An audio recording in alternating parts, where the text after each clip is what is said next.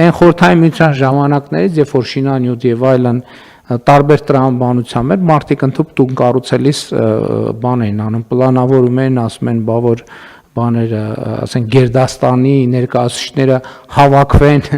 որտեղ են քնելու եւ հարսանիք որը լինի, հյուրերը որտեղ են քնելու եւ այլն, ինչը իմիջիալոց, ես չգիտեմ, առիթ ունեցել եմ կիսվելու, թե չէ, բայց օրինակ ես այս պաշտոնավարման ընթացքում իմ ճամփորդություններում հետեւյալ մի հետևությունն եմ արել, որ այնտեղ որտեղ պետությունները եւ հասարակությունները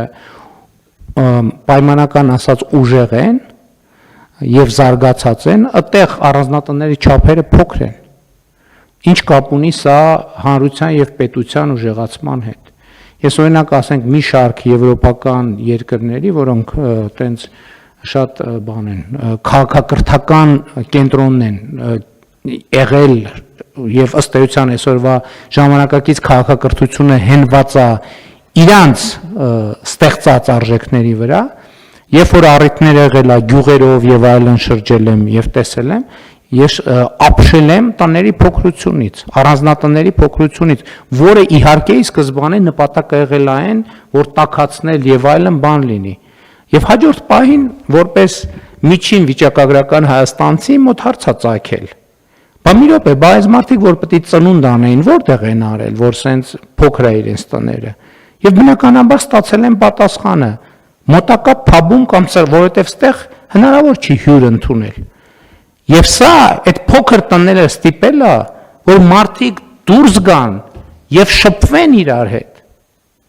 Դուրս գան շփվեն իրար հետ, այդ շփումը գեներացնում է մտքեր, այդ շփումը գեներացնում է կապեր, այդ շփումը ուժեղացնում է հանրային հարաբերությունները, հանրային հարաբերությունների նոր որակ է ստեղծվում։ Իսկ մենք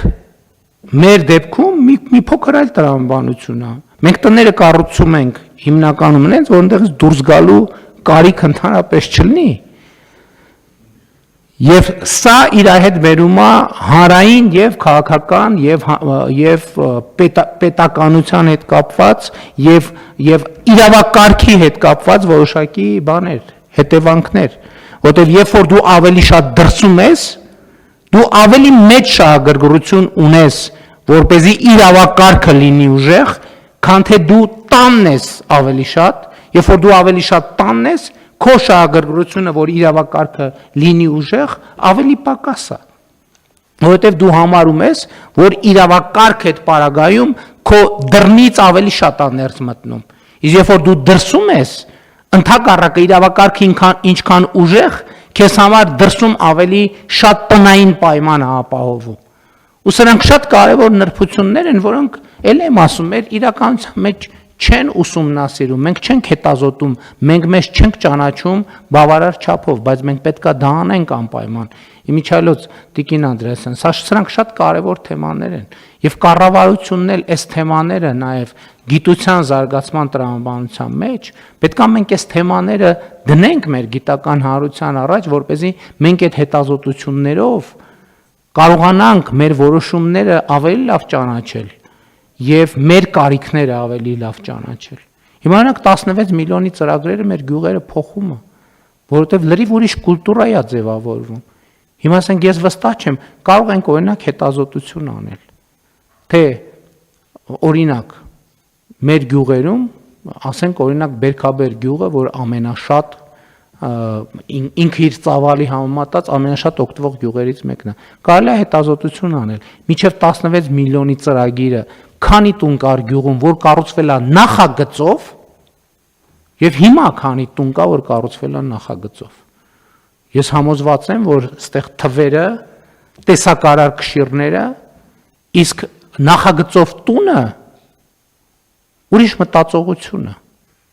Նախագծով կառուցված գյուղը, նախագծով կառուցված քաղաքը, քաղաքաշինությունը առաջին հերթին մտածողություն է։ Մենք դրան ուշադրություն չենք դարձնում։ Դա պատ չի ուղակի մեր փողոցները եւ այլն, դրանք ձևավորում են մեր մտածողության ձևը, մեր շենքերը, մեր շուշաբանդները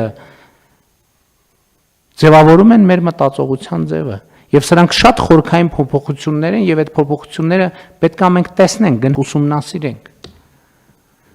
Համեցեք Մի կարճ մեկնաբանություն ես անեմ, երբ որ դուք խոսում եք այդ մեր հատկապես առանձնատների մասին,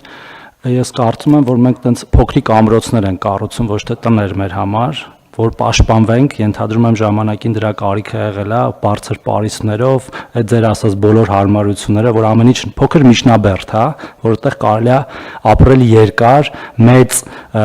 բաներով, նկուղներով, որտեղ կարելի է ամիսներով ուտելիք պահել եւ այլն, եւ այդ տրանսֆորմացիան պետք է տեղի ունենա, ես կարծում եմ, որ տեղի է ունենում, ու այդ մեր թաղամասերը 16 միլիոնների ու ոչ միայն, էլի ուրիշ տիպային թաղամասեր էլ կան, բերում են դրան, որ աստիճանաբար պարիսպների բարձրությունն է իջնում, նյութերն են փոխվում, փքարը դառնում է փայտ, փայտը դառնում է ցանցանման, որ մարդիկ նաև իրար տեսնեն։ Դուք բոլորս է շատ լավ գիտենք, չէ՞, որ այնպես են բարձրացնում, որ ոչ մի բան իրարից ոչ տեսանելի լինի, ոչ էլ շփում լինի, ու ճիշտ եք ասում, որ այս բանավեճը միանշանակ կարևոր է մեր համար։ Պարոն Թորոսյան, տեսեք, շատ ճիշտ եք ամրոցի տրամաբանությամբ, իսկ ինչ որ ամրոցի պատից են կողմա, ինքը պոտենցիալ սպառնալիք է։ Այդ թվում իրավակարգը, այդ թվում պետությունը, ոչինչ որ դա քո պետությունն է, այդ թվում իրավակարգը ու մնացած ամեն ինչը։ Սա ֆունդամենտալ, սա մենք ենք, ոնց մենք ընկալում ենք ինքներս մեզ, մեր պետությունը։ Հիմա շատ բան է փոխվում, բայց մենք չենք հիշում ուղղակի դա, որովհետև չի ուսումնասիրվել, որ այդ մտածողությամբ, երբ որ Հայաստանում սկսեցին ավելի շատ տարածվել սրճարաններ, ռեստորաններ եւ այլն, ամեն կողքի սեղանը, մյուս կողքի սեղանին ընկալում էր որպես պոտենցիալ սպառնալիք։ Այո, հիմա դրա համար կամած հիմա որոշակիորեն դա փոխվել է։ Ամեն սեղանը կողքի սեղանին ընկալում էր որպես պոտենցիալ սպառնալիք։ Այստեղից է սկսել այդ խոսակցությունը, որին ես մեր նույնիսկ կառավարող կուսակցության համաժողովի ընթացքում անդրադարձա, որ բազմաթիվ բաներ սկսում են նրանից ինչ ես տենց նայում։ Ինչ ես նայում ընդհանրապես։ Ինչ ես նայում։ Դուք ասում եք տեսնեն, բայց մի րոպե ոնց։ Ինչ ես նայում։ Որովհետև նայելը արդեն բան է, առաջին արձագանքն է նա, որ եթե ինչ որ մեկին նայում է, ուրեմն ինչ որ մի բան պլանավորում է, ոչ են, եւ դա պետքա կասեցնել։ Բնում խեղդել այդ սպառնալից մտադրությունը, համեցեք, պարոն Միրզոյան։